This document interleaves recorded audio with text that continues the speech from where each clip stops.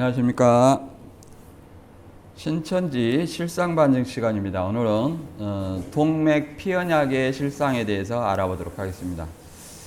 신천지 다니신 분들은 유재열 유인구 씨와 동맥을 잘라서 언약했다 이런 것을 안 들어본 사람은 없을 겁니다. 저도 강주에서 지재섭 집화장으로부터 동맥 잘라고 살 사람이 없다, 이런 어떤 말을 늘상 들어왔어요. 그래서 가장 머리에 내리 속에 오래 남은 것이 동맥 피언약이 진짜 멋지냐, 이런 어떤 생각이 많이 자리 잡았었어요. 그래서 이 피언약 실상이라는 것이 일곱별 실상과 같이 굉장히 중요한 것 중에 하나입니다.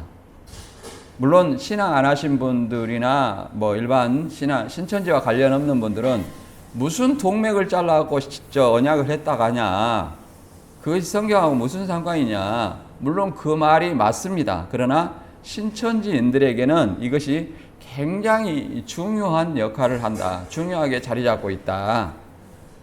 그래서 왜 이런 어떤 논리를 얘기하냐면, 이만희 씨는 모세가 짐승의 피로 첫 언약을 하고 예수님의 피로 새 언약을 한 것처럼 장막성전의 유인구 씨와 일곱 사자가 청계산에서 66년 5월 5일 동맥을 잘라 첫 언약을 했고, 이만희 씨의 피로 새 언약을 했다고 이렇게 주장을 합니다. 따라서 새 언약을 지키는 것은 이만희 씨의 계시의 말씀을 생각과 마음에 기록한 것이라고 주장합니다. 더 나아가서 이제 요즘에는 새 언약은 뭐냐, 계시록의 말씀이 새 언약이라고 해가지고 계시록의 말씀을 달달달 내놓은 것이 새 언약이다, 이렇게 바꿨죠.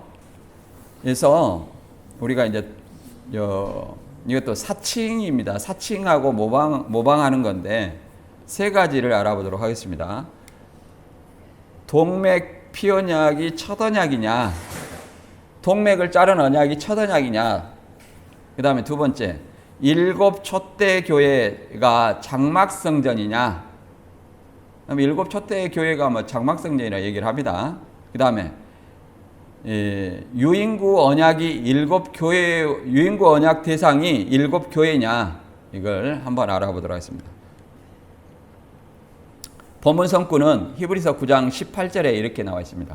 이러므로 첫 언약도 피 없이 세운 것이 아니니, 그 말은 무슨 말이냐면 새 언약을 뭘로 했다? 피로 했다. 그러니까 첫 언약도 뭐로 한다? 피로 한다, 이렇게 얘기를 합니다.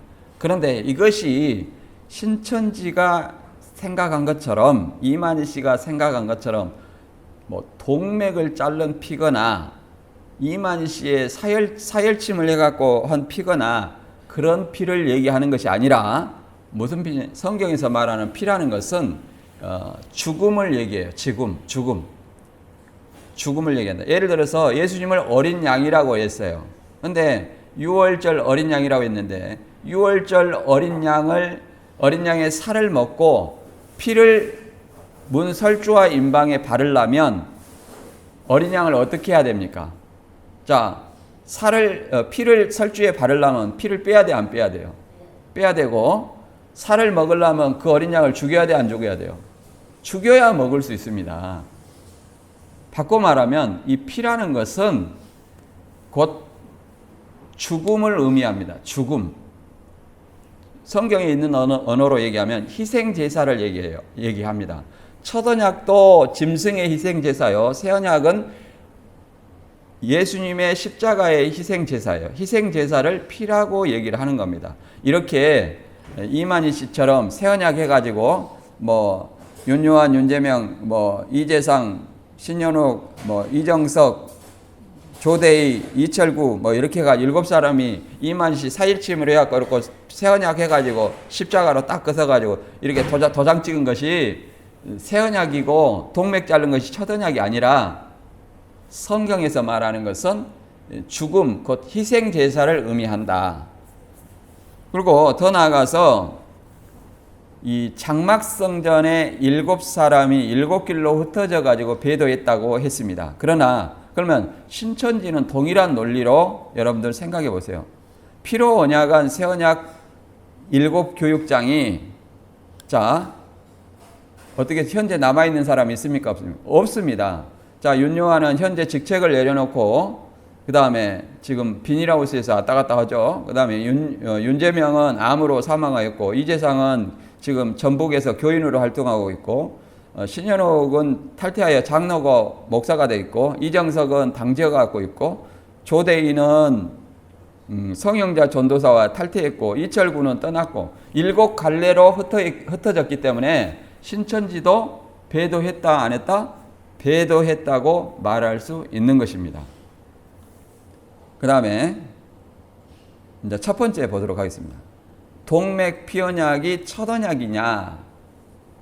66년 5월 5일 날 청계산에서 동맥을 잘라 언약을 했는데 이것이 성경의 첫 언약이냐를 한번 알아보도록 하겠습니다. 두 번째는 이만희 씨의 새 언약은 왜 동맥을 안 잘랐냐? 첫 언약이 동맥을 잘랐다면 새 언약도 동맥을 잘라야 되는데 왜 동맥을 안 잘랐냐? 그렇게 겁이 많아가지고 어떻게 새 언약을 했는지 모르겠어요. 그 다음에 66년 언약 당시에 구성전과 장막성전 건물 이렇게 있습니다. 그래서 66년 5월 5일 날 동맥 언약을 했다. 그러니까 7뼈를 붙이려면 이때 이 구성전에다 붙여야 된다 이런 얘기였죠. 그리고 여기에서 언약했다고 하는 7사람은 누구냐? 유인구와 언약을 한 겁니다. 유인구와 7사람이 언약을 한 거예요. 그래서 유인구와 7 천사들 해가지고 유인구는 임마누엘, 유재열은 삼손, 김창도는 미카엘, 백만봉은 솔로몬, 신광일은 여호수아, 김영애는 디라, 정창래는 사무엘, 신종환은 모세 장로 이렇게 해가지고 첫 언약을 했다 이렇게 얘기를 하고 더 나아가서 이 사람이 동맥을 언약했고 계시록 1, 2, 3장의 7 사자이며 7 교회다. 첫 언약한 7 교회다 이렇게 얘기를 합니다. 근데 교회는 저도 우리 여기 참빛 교회도 교회죠? 교회는 이 첫 언약하고는 아무 상관이 없어요. 더 나아가서 신약에 계시록은 신약이잖아요. 신약에 첫 언약이 나온다는 것 자체가 모순이라고 말할 수 있습니다.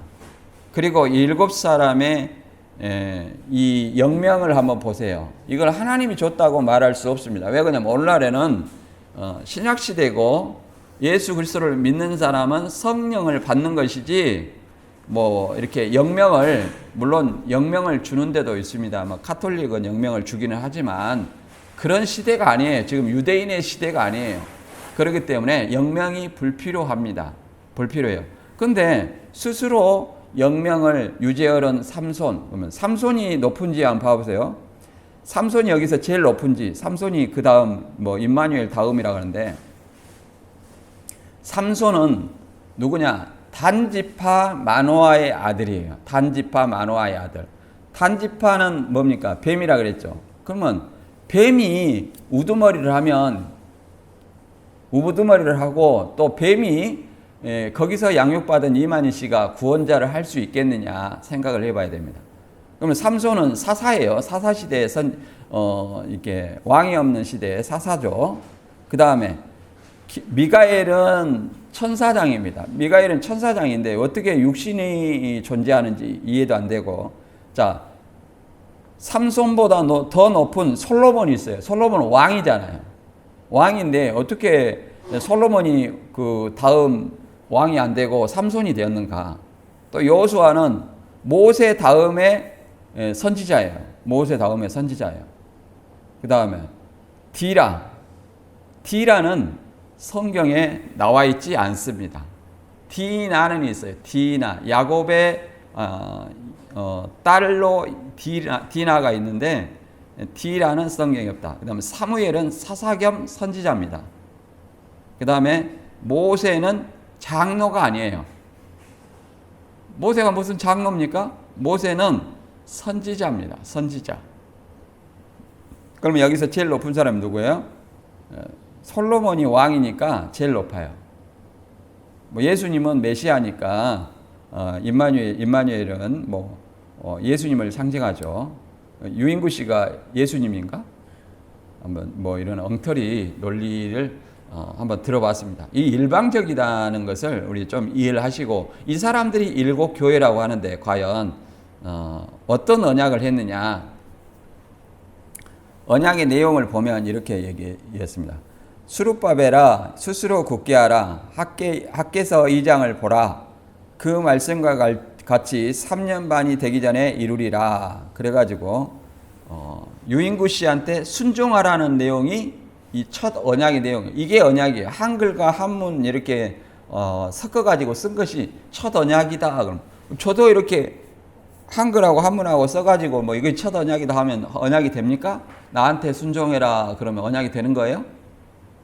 첫 언약은 어떻게 했냐? 모세가 두 돌판을 준비하고 하나님이 친히 쓰셨다고 얘기하는 거예요. 하나님이. 출애굽기 31장 18절에 보면 이렇게 나와 있습니다. 여호와께서 시내산 위에서 모세에게 이르시기를 마치신 때에 증거판 둘을 모세에게 주시니 이는 돌판이요 하나님이 친히 쓰신 것이라. 자, 하나님이 친히 썼다는 거예요. 돌판에다가. 근데 이 종이에다가 유인구 씨가 나한테 순종해라. 순종하면 3년 반 안에 이루어주겠다. 이게 무슨 언약이냐 이 말이에요. 무슨 이게 성경의 언약이냐. 여기 이제 언약의 내용을 다시 한번 설명하면 이렇게 있습니다. 나는 일반 선지자의 영이 아니요 여호와의 성신이니 지금 내가 하는 말이 곧 법이니라. 나는 임마누엘 왕에게 명하고 임마누엘 왕은 천사들에게 명하고 천사들은 백성에게 명하라. 백성은 천사들에게 순종하고 천사들은 임마누엘 왕에게 순종하고 임마누엘 왕은 나에게 순종하라. 이 언약과 선지 사도들로 전한 약속을 믿고 지키면 3년 안에 다 이루어질 것이고 지키지 아니하면 머리 위에 준영을 거두리라. 야곱 계시록 1, 2, 3장을 이렇게 써놨어요. 그러면 이 유인구 씨한테 순종하면 3년 안에 이루어진다. 이거 첫 언약인데 과연 계시록의 2장과 3장의 내용이 일곱 교회가 유인구 씨한테 순종하는 어떤 교회이냐, 이걸 우리가 생각을 해봐야 됩니다. 첫 언약의 대상이 하나님과 유인구냐, 유인구와 일곱 사자, 유인구와 일곱 사자라 우리가 얘기를 하는데, 그러면 계시록의 일곱 교회는 유인구에게 순종해야 된다, 이런 어떤 말, 또 배도했다면 유인구의 말을 어겼다, 이런 말이 나와야 됩니다. 그런데 스스로 67년 첫 언약 언약서와 언약궤를 파손해가지고 배도했다, 이렇게 얘기를 합니다. 그럼 67년에 일곱 교회가 배도했느냐, 이렇게 생각을 해봐야 돼요. 계시록은 AD 95년에 기록해 있고 그 당시에 소아시아 일곱 교회입니다. 그 당시에. 근데 읽어보겠습니다. 임마누엘과 천사 간 명령 불복 사건. 그러니까 이런 어떤 내용들이 계시록 2장과 3장에 있어야 돼요. 1967년 6월 임마누엘과 이하 7명 사이에 자리와 권위 다툼으로 인한 분쟁이 야기됐고 이 일로 언약궤 안에 있던 언약서를 찢는 등 큰 소동이 있었다. 이 사건 당시 하나님의 명령을 완전히 불복종하였고 거역한 배도의 행위가 된 것이다. 그러니까 여기서 우리가 좀 생각해 볼 것은 67년에 배도했는데 이만희 씨는 또 14년 만에 배도했다. 이런 어떤 논리를 도대체 어디서 나오는 거냐. 지금은 14년 만에 배도도 없어지고 14년 6개월 만에 배도했다. 이제 이렇게 논리가 나오게 됐죠. 왜 그러냐면 6개월이 없어져 버렸으니까. 근데 1년 만에 배도했는데 어떻게 14년 만에 배도했다고 이렇게 얘기할 수 있느냐. 이들은 산에서 성신으로부터 성경 중심으로 양육받아 피로 언약하고 처음으로 신앙생활과 목회를 하였으니 인간의 지식과 생각 등 때가 묻지 않고 오염되지 아니한 진정한 주의 사달이 아니었던가. 오늘날 어느 목자가 동맥을 자르고 손바닥에 칼로 십자가를 그어 하나님과 언약한 일이 있단 말인가? 없죠. 어떤 정신 나간 목사가 동맥을 잘라가지고 손바닥에 십자가 칼로 그어갖고 언약하냐. 이것이 이만희 씨는 하나님의 언약이라고 하지만 성경에 어디 근거에서 동맥을 잘라가지고 손에 십자가로 했냐. 이거 근거를 대면 제가 신천지 다시 갑니다. 이 불순종의 일로 영원히 보존되어야 할 언약서와 언약궤가 파손되고 말했으니 어찌하여 통탄할 일이 아니겠는가. 잠깐만요. 이거 뭐 전화 왔으니까. 여보세요? 경비실에 부탁할게요. 네. 아니 계속 전화 와. 그래서 이 언약서와 언약궤가 파손되었다고 얘기를 했는데 67년에 파손되었다고 했는데 75년 9월 6일 날 오평호 씨가 또 파괴한 언약궤는 뭐냐? 언약궤가 두 개였냐? 그리고 이것을 이렇게 얘기를 합니다. 에레미야 2장 13절에 내 백성이 두 가지 악을 행하였는데 생수의 근원 대신 하나님을 버린 것과 또 물을 저축치 못할 웅덩이를 판 것이라 이렇게 얘기합니다. 그런데 유인구 씨를 쫓아낸 것이 하나님을 버렸다 이렇게 얘기를 하고 또 웅덩이를 팠다 이렇게 얘기를 합니다. 그래서 웅덩이 판 것은 뭐냐? 그들이 스스로 이제 무정행에 들어갔다 이렇게 얘기를 합니다. 근데 여기서는 웅덩이를 판 것은 뭘 얘기하냐면 사망 가운데 거하게 됐다. 더 나아가서 뭘 얘기하냐면 우상 숭배를 이렇게 얘기를 하는 겁니다. 웅덩이를 판 것이라고 얘기를 하는 겁니다. 이거하고 유인구 씨를 쫓아낸 것이 무슨 상관인지 여러분들은 생각해 보세요. 전혀 상관이 없어요. 자, 사령장 해가지고 이제 유재열 씨 해가지고 사령장을 이렇게 줍니다. 유재열 씨.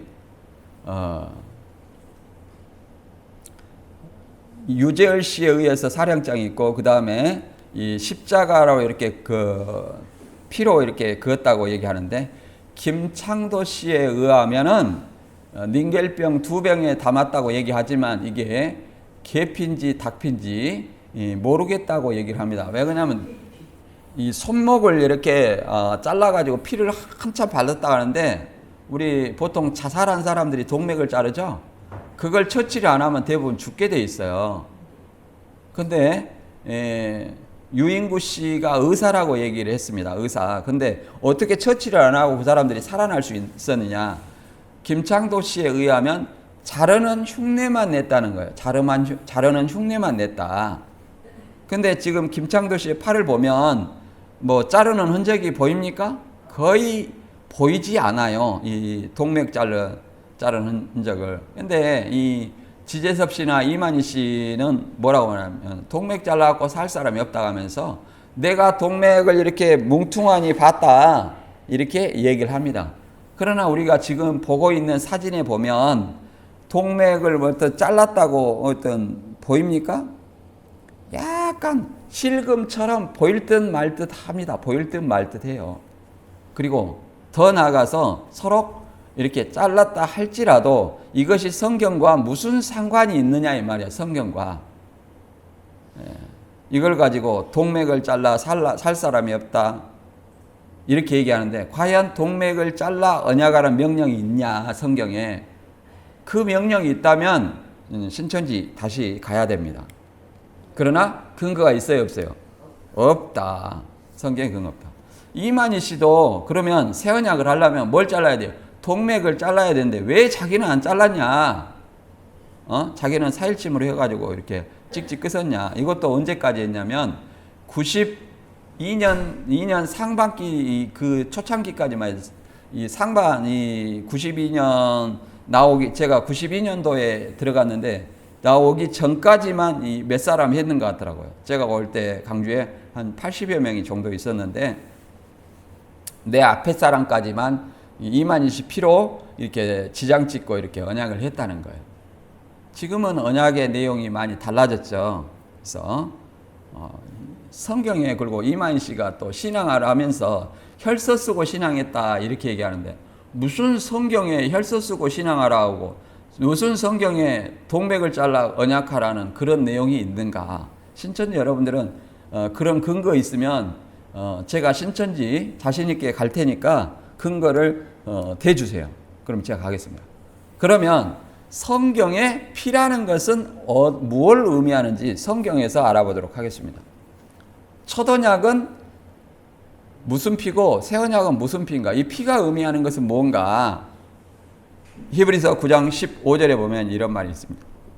이를 인하여 그는 새 언약의 중보니 이는 첫 언약 때 범한 죄를 속하려고 주구사 부르심을 입은 자로 하여금 영원한 기업의 약속을 얻게 하려 하심이라. 그러니까 예수님은 새 언약의 중보다는 거야. 이만희가 새 언약이 아니라 예수님이 새 언약의 중보이고 첫 언약 때 범한 죄를 속하려고 첫 언약 때 범한 죄를 사하려고 예수님께서 십자가에 죽으셨다.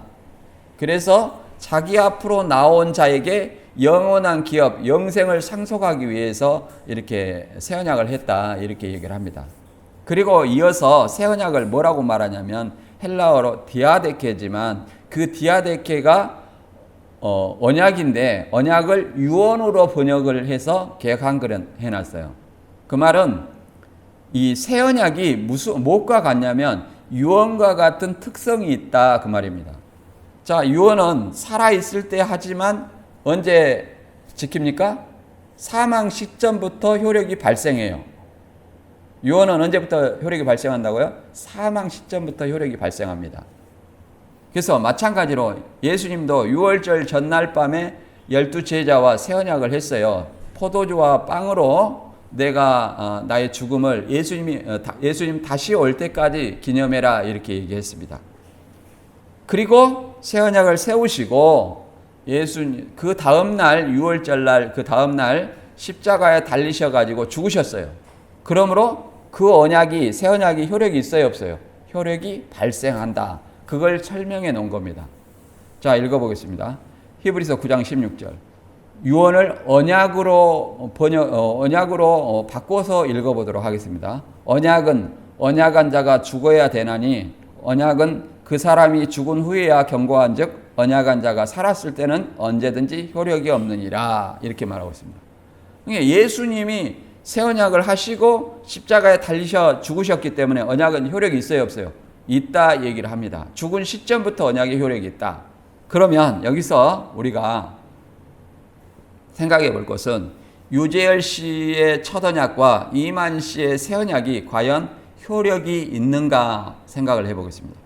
유언은 유언한 자가 죽어야 되고 죽어야 된다는 거예요. 죽은 후에야 경고한다. 그러면 유재열 씨가 동맥을 잘라서 언약했는데 살았습니까? 죽었습니까? 살았다. 그러면 그 언약은 효력이 있어요, 없어요? 없다. 자, 이만 씨가 사혈침으로 이렇게 이제 십자가 이렇게 했단 말이에요. 새 언약이라고. 그 언약이 효력이 있습니까? 없습니까? 이만 씨도 살아있기 때문에 언약이 효력이 있어요, 없어요? 없다. 그럼 뭐냐? 모방을 한 거라는 거예요. 모방을 한 것이지 진짜 언약은 아니다. 성경의 언약은 아니다.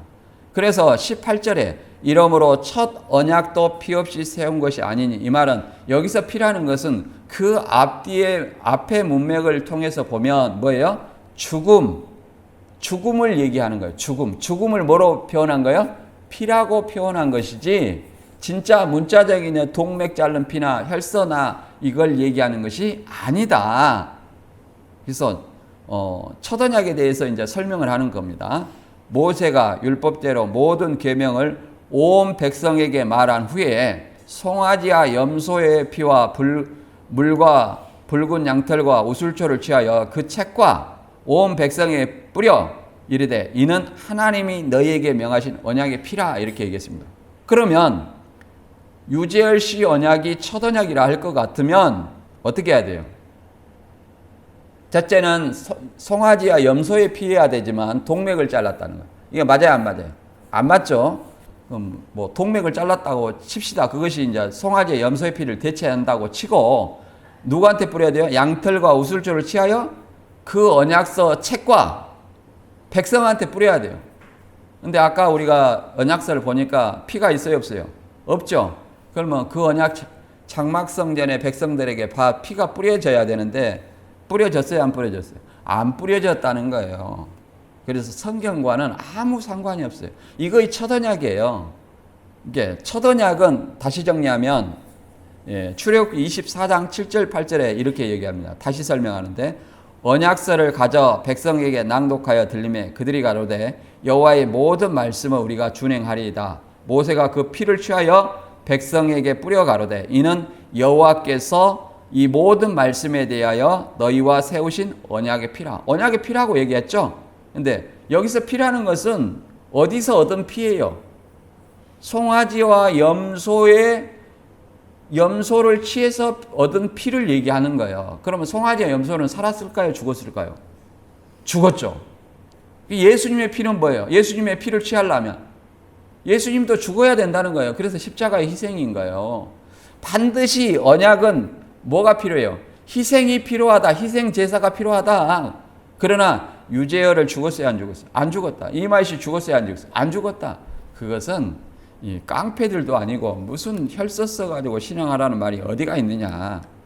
그래서 가짜라는 것을 알아야 되고, 두 번째, 일곱 금초 때가 장막성전인가, 성소와 첫 장막이라고 얘기를 합니다. 첫 번째, 계시록 1장의 첫 때가 성소 곧 첫 장막에 있는 일곱 등대를 말하는가. 그 다음에 일곱 촛대는 무엇이고 일곱 촛대를 교회라고 하는 이유는 뭐냐. 여기서 일곱 촛대가 교회라고 말하는 것은 성소, 지성소, 성소에 있는 일곱 등대를 의미하지 않는다는 걸 금방 알아야 돼요. 그리고 두 번째는 예수님 이후로 성소, 지성소를 나눌 수 있어요, 없어요? 없어요. 히브리서 9장에 성소, 지성소를 구분해 놨지만 그 자체가 성막을 설명하는 것이고 누구를 상징하는 거다? 예수 그리스도를 상징하는 거예요. 예수님이 성전이고 더 나아가서 성령을 받은 성도가 성전이에요. 우리가 성도를 지금 성소다, 지성소다 얘기를 합니까? 할 수가 없어요. 그렇기 때문에 이 촛대가 성소다, 성소에 있는 일곱 등대를 말한다는 것은 성경에 굉장히 무지한 거다. 이렇게 이해를 해볼 수 있습니다. 계시록 1장 20절에 내 본 곳은 내 오른손의 일곱 별의 비밀과 일곱 금 촛대라. 일곱 별은 일곱 교회의 사자요. 일곱 촛대는 일곱 교인이라. 이 촛대는 일곱 교회다. 일곱 교회는 장막성전이다. 이런 논리를 말하고 하는데 장막성전은 여기 양쪽 옆에 뭐예요? 십자가죠? 십자가가 있잖아요. 십자가 두 개 그려놨죠? 유리창에다가 이렇게 건물에다가 두 개가 십자가 있잖아요. 교회입니까? 성전입니까? 교회예요, 교회. 그러면 교회가 한 개요, 일곱 개예요? 교회가 한 개죠? 장막성전이라는 이름의 교회예요. 근데 계시록에서는 몇 개의 교회예요? 일곱 개의 교회예요. 일곱 개의 교회. 일곱 개의 교회다. 그래서 이것을 교회 한 개로 일곱 개를 만들자니 일곱 사람을 일곱 교회로 만드는 거예요. 일곱 사람을. 그래서 여기서 이제 우리가 알아보고자 하는 것은 일곱 촛대는 일곱 교회라고 했는데 이 촛대가 성소에 있는 첫 장막에 있는 촛대냐? 그거는 아니다. 이제 스가랴 4장을 통해서 알아보도록 하겠습니다. 지금 두 감람나무 사이에 일곱 등잔이 있죠. 일곱 등대 등잔. 이걸 또 신약에서는 촛대라고 얘기를 합니다. 뭐라고 얘기하냐면 이제 계시록 1장부터 스가랴 4장 1장 13절에 보면 이런 말이 있어요. 이 촛대 사이에 인자 같은 이가 발에 끌리는 옷을 입고 가슴에 금띠를 띠고. 이게 예수님이 오른손에 일곱 별을 들고 촛대 사이에 왕래한다. 이제 이것의 의미를 알아봐야 돼요. 일곱 별은 일곱 개의 교회 공동체를 의미하는 거예요. 일곱 개의 교회 공동체. 스가랴 4장에 이제 이게 일곱 등대를 물어보는 내용이 나와요. 그가 내게 묻되 내가 무엇을 보느냐? 내가 대답하여 내가 보니 순금 등잔대가 있는데 그 위에 기름 그릇이 있고 또 그 기름 그릇 위에 일곱 등잔이 있으며 그 기름 그릇 위에 있는 등잔을 위해서 7칸이 있고, 7칸이 이렇게 있고 위에 7 등잔이 있다는 거예요. 그러니까 불을 붙일 수 있는 등잔이 있다. 여기에다 올리브 기름을 넣으면 7칸이 딱 통하게 돼 있어요. 근데 7 등잔을 뭐라고 말하냐면 10절에 스가랴 4장 10절에 작은 일의 날이라고 멸시하는 자가 누구냐? 사람들이 스룹바벨의 손에 다림질이 있음을 보고 기뻐하리라. 이 7은 온 세상에 두루 다니는 여호와의 눈이라. 이 7은 뭐라는 거예요? 7 등잔은 여호와의 눈이라. 온 세상에 다니는 여호와의 눈이라. 그러니까 하나님의 눈이 온 세상에 지금 우리를 지켜보고 있다는 것을 우리는 알아야 됩니다. 근데 이 눈은 계시록 5장 6절에 뭐라고 말하냐면 7 뿔과 7 눈이 있으니 이 눈은 온 땅에 보내심을 입은 하나님의 7 영이다. 여기서 영은 성령을 얘기하는 푸뉴마를 씁니다. 푸뉴마. 그래서 그러면 성령을 왜 7 영이라고 했느냐? 7이라는 것은 완전을 상징합니다. 완전성을 상징해요. 그래서 성령의 완전함을 7 영으로 상징을 하고 있습니다. 그래서 계시록의 7 촛대는 뭘 의미하냐? 계시록 3장 1절에 이렇게 말합니다. 사대교회 사자에게 편지하라. 하나님의 7 영과 7 별을 가진 이가 가라사 이르시되, 이렇게 말합니다. 그러니까 예수님이 오른손에 7 별을 붙잡고 그 다음에 7 금촛대 사이에 다니시는 것을 이렇게 말하는 거야. 하나님의 7 영과 7 별을 가진 이. 그러니까 7 촛대는 뭐예요? 하나님의 7 영, 성령을 상징한다. 그러면 성령은 어떻게 되느냐? 범죄하고 회개하지 않으면 이 촛대를 옮긴다고 성령을 통해서 역사하는 교회의 사명을 옮기기 때문에 촛대를 뭐라고 말하냐면 교회라고도 말하는 겁니다. 계시록 2장 5절 읽어보면 이렇게 말합니다. 그러므로 어디서 떨어지는지를 생각하고 회개하여 처음 행위를 가지라. 만일 그리하지 아니하고 회개하지 아니하면 내가 내게 가서 내 촛대를 그 자리에서 옮기리라. 그럼 촛대는 교회라고 그랬죠. 더 나아가서 촛대는 뭐라고 했어요? 하나님의 7 영, 성령이라고 그랬습니다. 하나님의 성령 7 영. 그래서 촛대를 그 자리에서 옮긴다는 것은 하나님의 7 영을 옮겨버림으로 교회의 사명을 옮겨버리겠다, 이런 뜻이에요. 그래서 오른손에 7 별과 7 금촛대 교회는 첫 장막 성소에 있는 그 촛대나 등대를 얘기하는 것을 아니라 뭐예요? 촛대 사이에 다니시는 것은 성령과 함께 교회의 사역을 하는 어떤 그걸 말하는 것이다. 성령과 함께 역사하는 것을 의미한다. 예, 이제 이게 성소와 지성소의 역사라고 주장하는 그림을 이렇게 한번 보면 유인구가 언약궤가 있는 지성소의 역사라고 유인구도 언약궤가 있는 지성소의 역사라고 자신을 주장했다. 신천지는 유인구 씨와 유재열 씨가 성소 첫 장막의 역사라고 얘기하지만 그거는 일방적인 주장이다. 왜냐? 봐보세요. 이 등대는 어디가 있었어요? 성소 첫 장막에 있었지만 그 다음에 여기 언약궤는 어디가 있어요? 휘장 뒤에 있는 지성소 둘째 장막에 있었다. 이렇게 우리가 알아볼 수 있습니다. 그러면 이 언약궤 안에 핵심은 뭐냐면 두 돌판이에요. 하나님께 받은 두 돌판인데 유인구 씨가 쓴 너희는 나한테 순종해라. 순종하면 3년 반 안에 이루어주겠다. 이 언약서가 아니라는 거예요. 그리고 본래 이 언약궤의 두 돌판은 외경에 보면 BC 586년에 바벨론 침노 때 선지자 에레미야가 감추었다는 말이 있습니다. 감추었다는 어떤 설이 있습니다. 그래서 왜 그러냐면 만지면 죽는 거고 이방인의 손을 타면 부정하기 때문에 감추었다. 이렇게 이런 어떤 설이 있습니다. 전성이죠, 전성. 에레미야. 그 다음에 과연 이 언약궤가 유인구 씨가 있는 곳이 첫 장막이고 성소라면 언약궤가 없어야 되죠. 그런데 이 유인구 씨 지금 결혼 주례를 보고 있는데 우측에 보면은 언약궤가 있어요, 없어요? 있죠? 언약궤가 있다는 것은 자신을 뭐라고 얘기했다는 겁니까? 유인구 씨는 언약궤가 있는 지성소의 역사라고 주장을 한 것이지 결코 우리는 등대가 있는 성소의 역사라고 첫 장막의 역사라고 주장하지 않았다. 그러니까 이제 신천지는 이렇게 얘기합니다. 구약에는 언약궤가 지성소에 있었지만 오늘날 재림 때는 이루어질 때는 언약궤가 첫 장막에 있다. 이런 헛소리를 하는 거예요. 이런 헛소리를.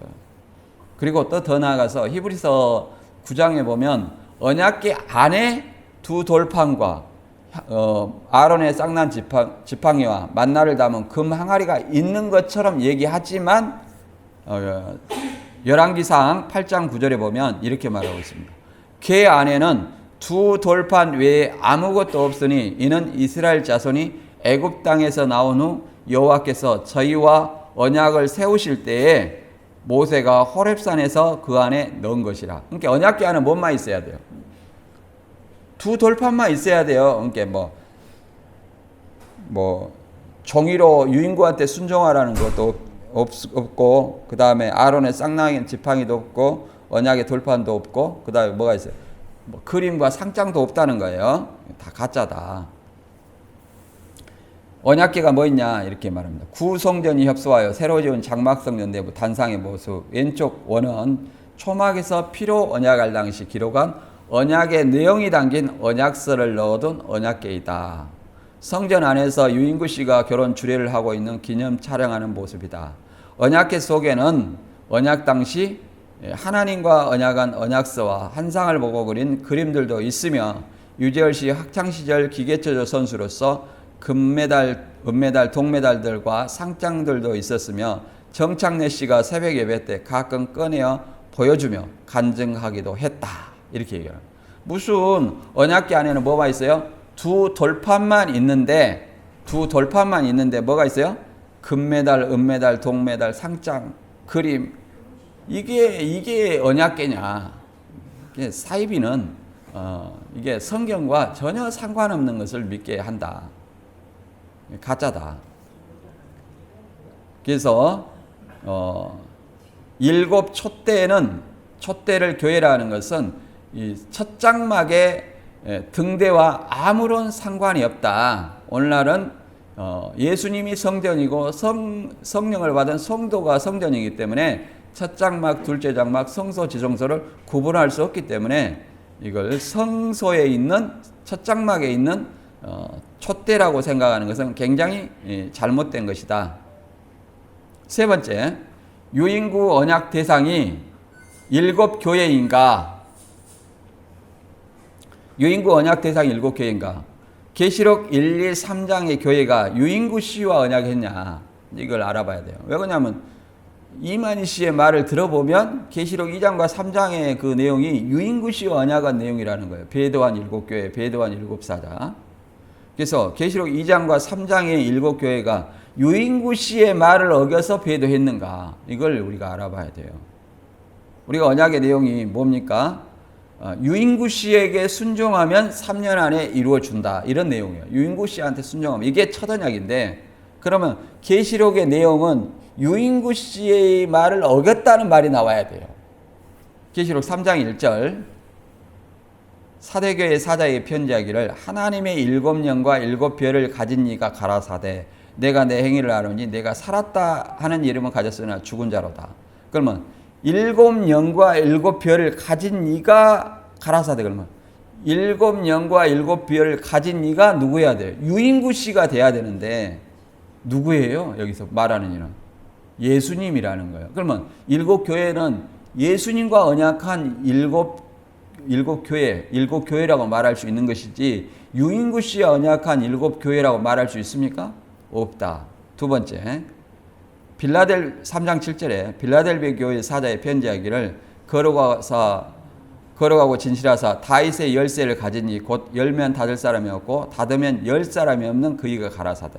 그러면 다윗의 열쇠를 가진 이가 유인구 씨냐 예수님이냐? 예수님이에요. 곧 열면 닫을 사람이 없고 닫으면 닫으면 열 사람이 없는 그이 누구예요? 유인구십니까? 예수님입니까? 예수님이죠. 그러니까 계시록 2장과 3장은 유인구씨와 언약한 사람이 아니라 누구예요? 예수님과 언약한 일곱 교회다. 또 계시록 3장 8절에 누구의 이름, 누구의 말을 거역치 않고 누구의 말을 배반치 아니했는가, 이걸 우리가 알아봐야 됩니다. 여기 신천지의 말에 따르면 유인구의 말을 배반하지 않아야 되는데, 과연 그런지 3장 8절에 볼지어다 내가 내 앞에 열린 문을 두었으되 능히 닫을 사람이 없으리라. 내가 내 행위를 아노니 내가 적은 능력을 가지고도 내 말을 지키며 내 이름을 배반치 아니하도다. 내가 내 앞에 열린 문을 두었으니, 그럼 여기서 내가는 누굽니까? 내가 유인구입니까? 예수님입니까? 예수님이죠. 내가 내 행위를 하니, 유인구가 7개의 행위를 한다는 거예요? 유인구 씨의 말을 지키며 유인구 씨의 이름을 배반치 아니했다는 겁니까? 누구예요? 이기서 나라는 사람은 누굽니까? 예수님이다. 예수님의 말을 지키며 예수님의 이름을 배반치 아니했다는 거지, 유인구 씨의 말을 지키며 유인구 씨의 이름을 배반치 아니했다, 이런 말이 아니라는 거예요. 따라서 계시록 2장과 3장은 예수님이 사도 요한에게 예수님을 믿는 7교회에 편지하는 내용이고, 이 교회라는 것은 유인구 씨하고 언약한 7사람이 아니라, 이 교회는 예수 그리스도를 주로 하나님의 아들로 고백하는 새언약 백성을 의미한다. 성도들을 의미하는 것이지 결코 유인구와 상관이 있어요, 없어요? 없다. 그 다음에 유인구와 언약한 7교회의 사자가 관계가 있냐, 이렇게 보도록 하겠습니다. 이게 7교회가 7사람이라고 얘기를 합니다. 7교회는 7사람이다. 에베소, 서머나, 버가모, 두아디라, 사대, 빌라델비아, 라오디가, 이 7교회가 유인구 씨와 언약한 7교회라고 하는데, 우리가 조금 봤지만 예수님과 언약한 교회다. 유인구 씨가 언약한 교회가 아니라 누가 언약한 교회다? 예수님과 언약한 교회다. 그러니까 이것을 사칭하기 위해서 7뼈를 이 건물에다 달아가지고 7뼈를 사칭하는 거예요. 7교회 공동체를. 왜 사칭이냐? 자, 1층과 2층의 유리창의 차이를 보십시오. 2층은 유리창이 깨졌고 1층은 유리창이 멀쩡합니다. 2층은 그 색깔의 차이를 또 보십시오. 2층의 색깔은 이제 탁하고 우중충하지만 1층은 밝습니다. 그래서 누가 봐도 이것은 합성이라, 조작이다, 이걸 이해를 할 수 있어요. 그래서 이 7사람이 과연 7교회가 될 수가 있느냐? 7사람이 흩어져 있을 때냐, 모여 있을 때냐? 우리가 봐보세요. 7갈래로 흩어져 있을 때 7교회라면 장막성전이라는 곳에 7뼈를 붙일 수 있어요, 없어요? 없다. 그래서 더 나아가서 계시록 2장과 3장에 7교회와는 상관이 없고, 더 나아가서 함께 있을 때 7교회를 상징한다. 그 말은 함께 있을 때라면 이 교회 자체가 71년 3월 14일 날 완공된 건물이에요. 그러면 71년도에는 이미 유재열 씨를 배도하고, 유인구 씨를 배도하고, 뭐예요? 4명이 이탈했다는 거예요. 시한부 불발 때야. 4명이 이탈해가지고 7뼈를 붙일 수 있어요, 없어요? 없기 때문에 계시록 2장과 3장의 7교회와는 아무런 상관이 없다. 여기 나와 있죠. 7사람이 7교회다. 7교회에 7사람이 7교회다. 이렇게 얘기를 하고 있습니다. 유재열은 에베소, 그 다음에 여기서는 유인구 씨가 제사장으로 있죠. 유인구 씨가. 그리고 나중에는 이제 유인구 씨가 또 에베소로 들어갑니다. 그리고 누가 빠졌냐면 신종환 씨가 장로로, 모세 장로라고 빠졌어요. 그러면 7교회도 수시로 바뀔 수 있느냐? 유인구 씨가 빠졌다가 들어갔고, 신종환 씨가 들어갔다가 빠지고, 이렇게 할 수 있느냐? 무슨 천사의 계시가 수시로 바뀔 수 있느냐? 이렇게 말하면, 너는 언제 중학교 때 무슨 일을 했는지 기억하느냐? 그러면 여기서 이렇게 질문합니다. 그러나 우리는 그럴 때 어떻게 대답을 해야 되냐면, 이만희 씨와 나와 일반인 나와 비교하는 것은 잘못된 거다. 왜? 이만희 씨는 구원자라 하고 성령이 천사가 수시로 계시를 준 사람이고 나는 수시로 직통 계시가 있어요, 없어요? 없는 사람이다. 그리고 이만희 씨는 자칭 구원자라는 사람이고 나는 구원자라 한 적이 없다. 근데 어떻게 비교가 가능하냐? 비교가 가능하냐다. 그것은 비교치가 잘못됐다. 예수님과 비교를 해야지 왜 일반 사람과 비교하느냐? 그것은 바꾸어 말하면 이만희 씨가 천사의 계시를 받지 않았다는 것을 증거하는 것이다. 이렇게 말할 수 있는 겁니다. 그 다음에 여기 보면 장막성전과 이만희 씨의 어떤 사이를 이렇게 비교를 해놨습니다. 한번 볼까요? 장막 75년 4월 3일자 기사 해가지고 장막성전 교회 수사 신흥 종교단체 장막성전 수사 이렇게 나와 있습니다. 사기, 추행, 도벌 등 신도 고발에 따라 이렇게 됐다는 거예요. 그리고 이 건물에 7배를 존재하지 않고 헌금 받아 유흥비로 탕진했다. 협박 해유로 재산을 빼서 꼭 신천지 이만희 씨를 보는 것 같아요. 이렇게 해가지고 유재열 씨는 75년 9월 6일 날 감옥에 가고 오평호 목사가 장막성전에 당회장을 맡게 됩니다. 여기 내용을 잠깐 보면 길레비 사자 유재열, 언약의 사자 이만희를 했는데 요새는 뭐라고 하냐면 이 구원자가 아니다 이만희 씨가 얘기하는데 이거는 거짓말입니다. 지금 센터에서도 구원자라고 가르치고 있는데 부인하는 거예요. 왜 그러냐면 이만희 씨가 자기를 구원자가 아니라고 한 내용이 있어요. 그래서 부인하는 거고 약속의 목자다 얘기를 합니다. 약속의 목자다. 신약 성경에 약속의 목자가 어디가 있어요? 약속의 목자가 없습니다. 이제 이게 행적들을 잠깐 살펴보면 69년 11월 30일 이만희 씨는 장막성전을 이탈을 했습니다. 왜 이탈했냐? 3년 반 시한부 불발 후에 백만봉, 신광일, 신종환이 이탈할 때 이만희 씨도 이탈했다. 1970년에 이탈 후에 이제 목용두기가 이제 교주로 있는 자신을 신로라고 했습니다. 목용두기를 12제자 중에 하나로 한 6개월 정도 따르다가 71년 9월 7일 날 40개 항목으로 유재열 씨를 고소를 했어요. 그러니까 예수님이 세례요한을 고발한 것과 같아요.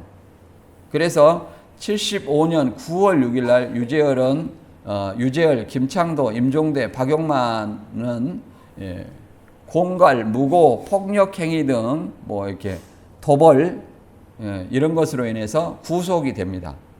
그래서 유재열 구속으로 유재열이가 구속되고 오목사에게 장막성전을 맡긴 것이지 80년에 사이비 종교 정화로 인해서 오목사에게 당회장을 맡기고 미국으로 도망간 것이 아니다. 이걸 우리가 이해를 해야 되고 그 다음에 78년 10월에 청도에서 상경회의가 해가지고 백만봉씨 재창조교회 12제자 중에 한 사람으로 있었습니다.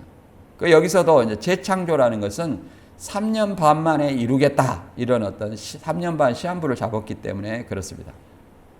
그때 이만희 씨는 고향에서 성경을 이제 장막성경 교재 가지고 달달달 외워놨어요. 그래가지고 구원자 할 준비가 다 돼 있었습니다. 그래가지고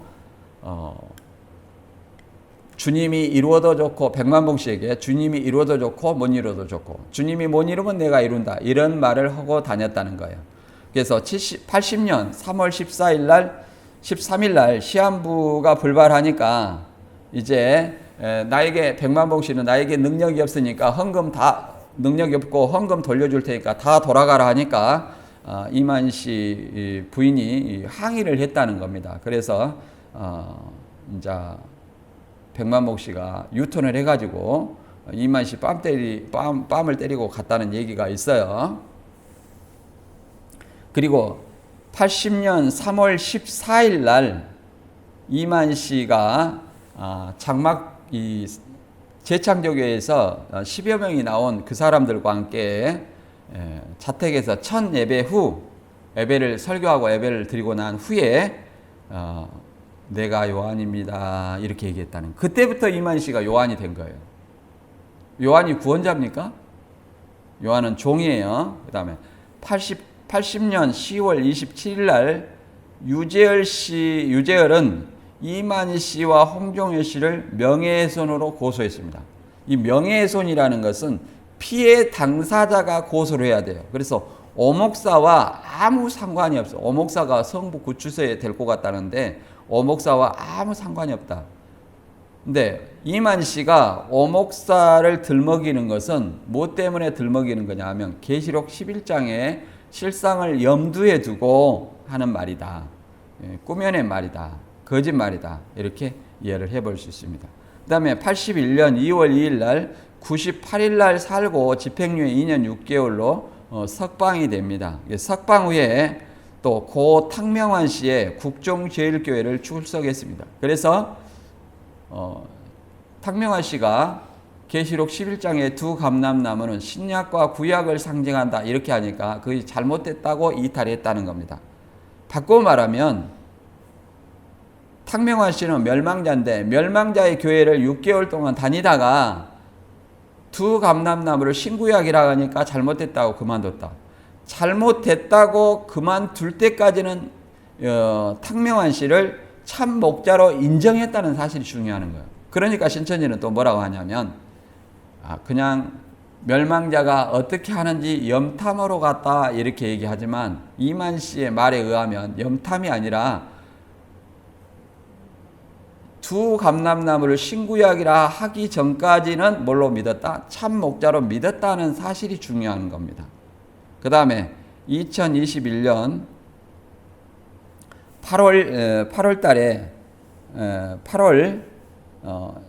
달부터 11월 12일까지 해가지고 103일간 수감됐고 병보석으로 석방이 됐습니다. 그래서 103일 살고 104일 만에 석방이 됐죠. 그래서 횡령과 업무방해로 징역 3년, 집행유예 5년, 그 다음에 준법 수감 80시간을 하고 이제 감옥에서 이렇게 최종 확정이 됐습니다. 대법원에서. 이때 신천지는 계시록 18장에 바벨론과 싸워서 이겨야 된다. 그 다음에 신천지에도 환란이 있다. 이것이 세상의 환란인 줄 알았는데 신천지에서 환란이 있다. 이런 어떤 말로 넘어갔습니다. 그리고 그래서 이렇게 보면 이 말을 다시 한번 어떤 정리를 해보면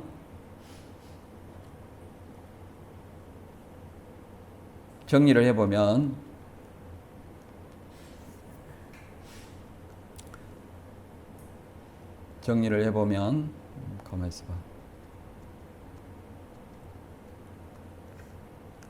동맥 피언약이 첫 언약인가? 동맥 피언약은 첫 언약도 아니고 이만희 씨의 혈서나 이런 것은 성경과 아무런 관계가 없다. 그 다음에 일곱 촛대 교회가 장막성전이냐? 장막성전과 아무 상관이 없다. 첫 장막이나 성소와 아무 상관이 없다. 오늘날에 성소, 지성소, 첫 장막, 둘째 장막 구별은 없다. 왜? 예수님이 솔로몬 성전의 실체이며 더 나아가서 성령을 받은 성도가 성전의 실체이기 때문에 그렇다. 그 다음에 세 번째, 유인구 언약 대상이 7교회인가? 유인구 언약 대상이 7교회가 아니라 7교회에는 예수님을 믿는 사람이 7교회다. 우리가 이렇게 이해를 해봤습니다. 그래서 정리를 하면 신명기 18장 21절 22절 통해서 내가 혹시 마음으로 이르기를 주께서 이르시지 않는 말씀을 우리가 어떻게 알려 하리니 만일 대언자가 주의 이름으로 말하는데 그 일이 뒤따라 일어나지 아니하고 성취되지도 아니하면 그것은 주께서 말씀하지 아니한 것이요 오직 그 대언자가 자기 뜻대로 그것을 말하였나니 너는 그것을 두려워 말지니라. 이게 항상 말하는 것이 이루어져야 된다. 그러면 하나님이 보낸 대언자가 안 이루어지면 대언자가 아니다. 자기 뜻대로 말한 것이다. 이렇게 얘기를 합니다.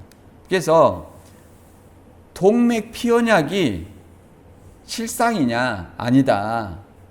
그리고 이 동맥으로 첫 언약, 새 언약이 아니라 짐승의 피로 첫 언약을 했고 예수님의 피로 새 언약을 했다. 여기서 유재열 피나 또 이만희 피가 절대 성경에 근거 있는 것이 아니다. 우리가 이렇게 알아봤습니다. 그래서 신천지 여러분 항상 성경을 통해서 객관적인 진리를 판단하시고 신천지가 과연 맞는 것인지 성경대로 신앙하는 것인지 알아보시고 확인하고 나오시길 바랍니다. 오늘 말씀 여기서 마치고 다음 시간에 다른 주제로 찾아뵙겠습니다. 감사합니다.